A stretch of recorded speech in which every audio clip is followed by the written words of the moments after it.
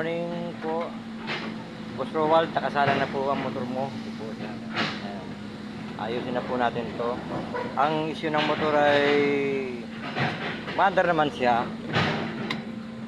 Maandar siya.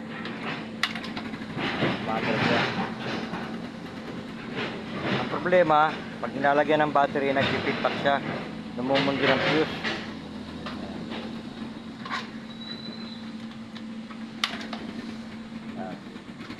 Maandar siya.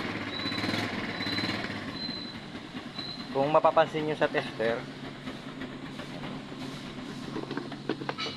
naka-DC po siya. Wala, namatay.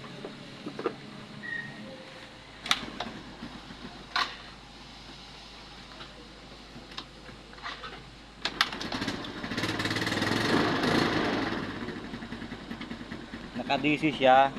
Nasa, yan lang ang reading niya. 3 volts, 3.5, 0, 2.6, yan ang reading niya. Pero pag nilagay mo sa AC,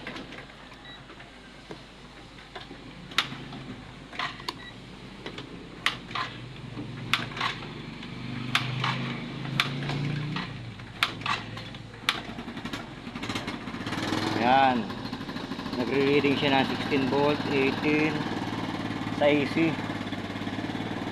Maaring ang diferensya nito ay ang charger. May leak ng charger niya. Oh.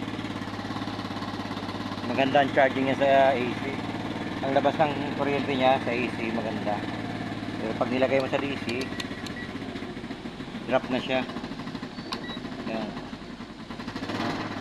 3 volts, yan lang po. Hanapin natin ang charger muna. Test natin kung okay pa. Tap po natin ang charger. Ito po yung charger, oh. May leak na siya, oh. Tatanggal na, sunog na. Nasunog na siya.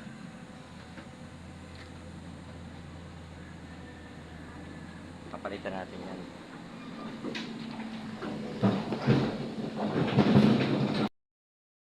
Ito yung silang regulator, charger regulator.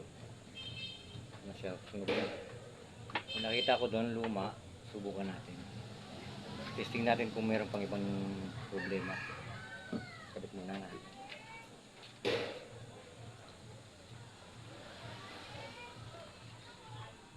Ay, kabit na siya.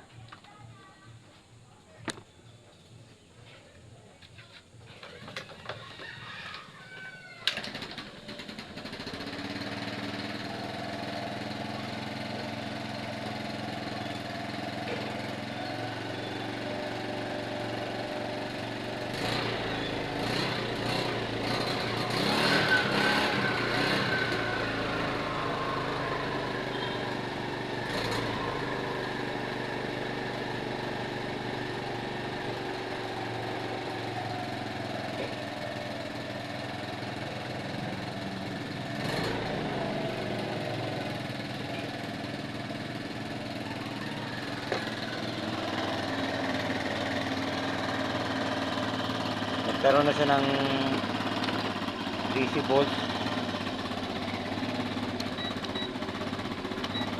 Wala na yung AC. Meron na AC.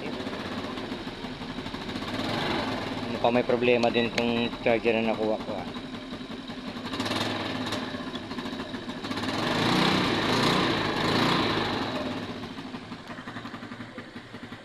Kabila natin ng bago na. May problema to. Problema din. Ako po ng battery. Stable ng charging niya. 13.2 volts.